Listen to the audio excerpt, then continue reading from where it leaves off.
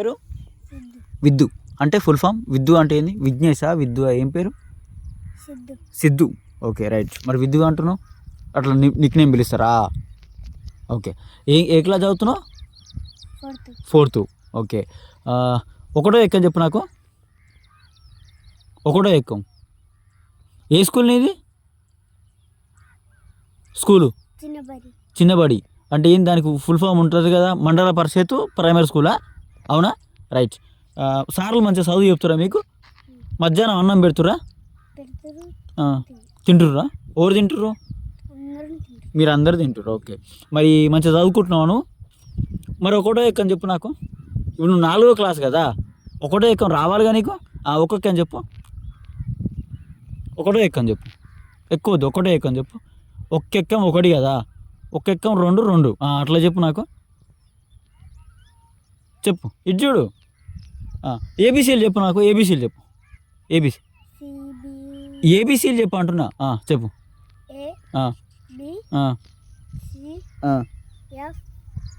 ABC తర్వాత F, తర్వాత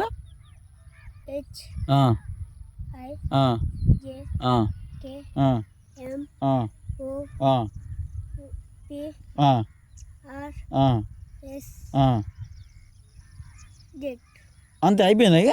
సరే ఆళ్ళు చెప్పు నాకు. ఆళ్ళు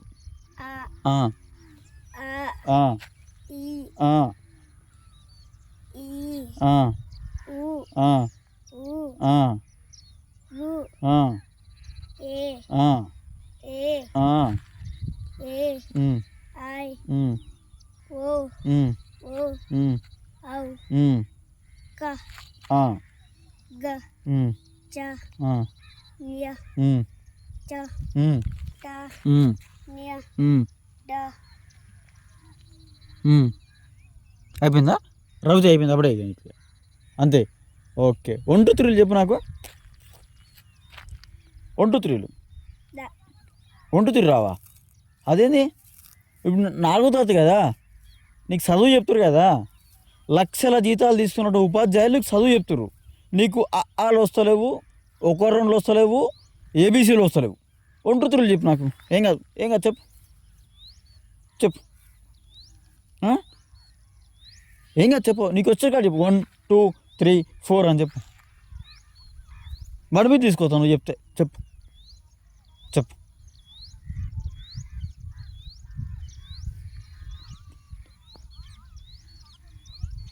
చెప్పవా? ఎందుకు వస్తలేవా? ఆల్ అయిపోయింది, ఏబీసీలు అయిపోయింది, 1 2 3 వస్తలేవు అంతేనా? రావా ఇక? ఎందుకు? మళ్ళీ ఒకసారి నీ పేరు చెప్పు నాకు. సిద్ధు. నువ్వు బళ్ళే పోతున్నావు సిద్ధు. నువ్వు మంచిగా చదువుకోవాలి, మంచిగా బాగుపడాలి, మంచిగా ఉండాలి. అవునా? మరి ఎందుకు నీకు 1 2 వస్తలేవు? 1 2 చెప్పు. 1 2 3 చెప్పు. 1 2 3 అని చెప్పు నాకు. చెప్పు. 1 2 3 4 5 6 7 9 9 2 3 7 9 9 2 3. ఓకే. చెప్పు. 1 2 3 4 5 6 7 9 10 11 12 13 14 15. తర్వాత వస్తలేవు ఇక. 100 1000 1 lakh ఇవి తెలుసా నీకు? చెప్పు. మరి తెలుసా చెప్పు. తెలుసా తెలియదా? తెలియదు. మీకు చదువు చెప్తురా సార్లు మంచిగా బయలే? మరి చెప్తున్నావు, నీకెందుకు వస్తలేదు? నీకు చదువు రావాలి కదా, ఎందుకు వస్తలేదు? మధ్యాహ్నం అన్నం తింటున్నావా? పొద్దుగాల పండ్లు తోముతున్నావా? బ్రష్ చేస్తున్నావు, ఇంత టిఫిన్ తింటున్నావు, మంచిగా తయారవుతున్నావు, పోతున్నావు. అవునా సిద్ధు? ఓకే. మీ మమ్మీ ఏం పని చేస్తుంది, మీ డాడీ ఏం పని చేస్తాడు సిద్ధు?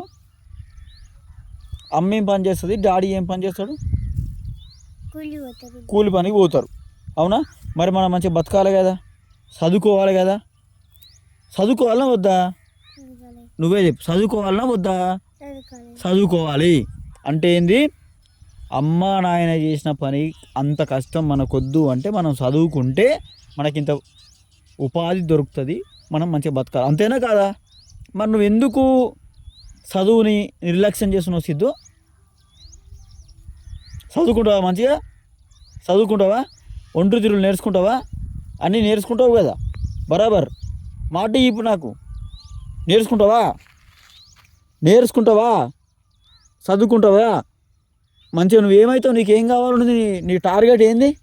సార్ అయితే ఏం సార్ కావాలి? భలే సార్ కావాలి. సార్ కావాలన్నప్పుడు 10 మందికి చెప్పే కెపాసిటీ మనకు ఉండాలి, అవునా కాదా? నువ్వు ఒక సార్ అవుతున్నావు అంటే కొన్ని వేల మంది భవిష్యత్తు నీ మీద ఆధారపడి ఉంది సిద్ధు, అవునా కాదా సిద్ధు? మరి నువ్వే ఈరోజు నేర్చుకోకపోతే ఎట్లా వస్తుంది సిద్ధు? చెప్పు, నువ్వే చెప్పు సిద్ధు, నాకు ఎట్లా వస్తుంది? నువ్వు 10 మంది పిల్లలకు నువ్వు చదువు చెప్పాలి. నువ్వు సార్ కావాలనుకుంటున్నావు. సార్ కావాలన్నప్పుడు నువ్వేంది?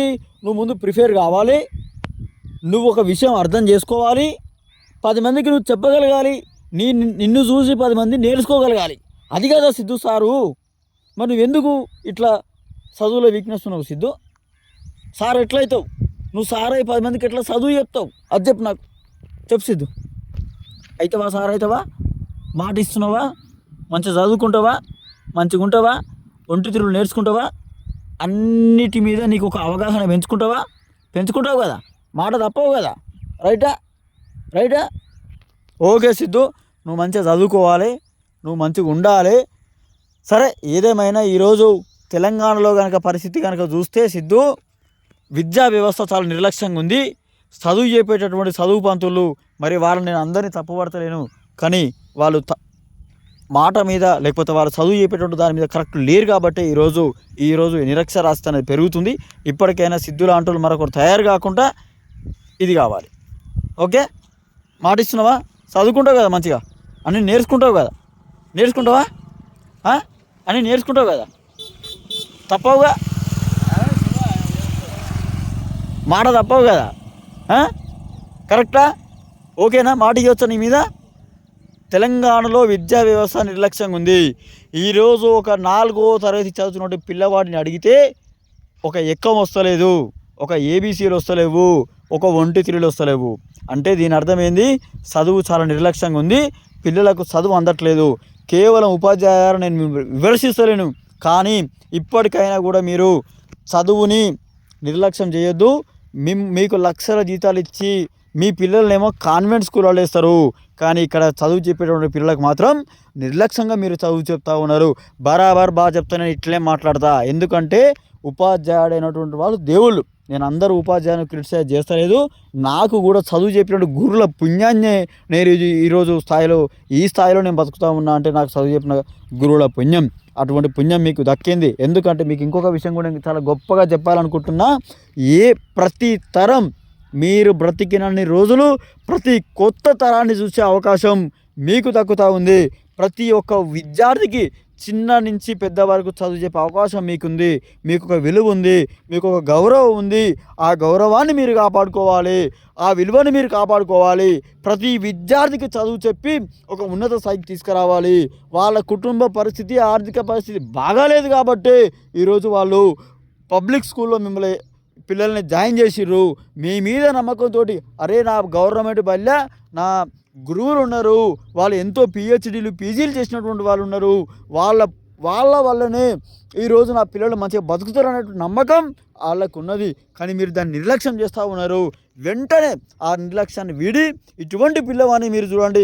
ఈరోజు నేను ఒక ఎక్కం అడుగుతా, ఒక ఎక్కం చెప్తాను. ఒకటో ఎక్కమే అడుగుతా ఉన్నా, నేనేమి 10వ ఎక్కం అడగలేదు, 15వ ఎక్కం అడగలేదు. ఒకటో ఎక్కం అడిగినా కూడా ఆయన సమాధానం చెప్పిన పరిస్థితి ఈరోజు ఆ పిల్లవాడిది. ఒక ఏబీసీలు వస్తలేవు, ఒక 1 2 వస్తలేవు. అటువంటిప్పుడు అన్ఫిట్ ఆఫ్ టీచర్స్ ఎవడు రెస్పాన్స్ ఎవడు?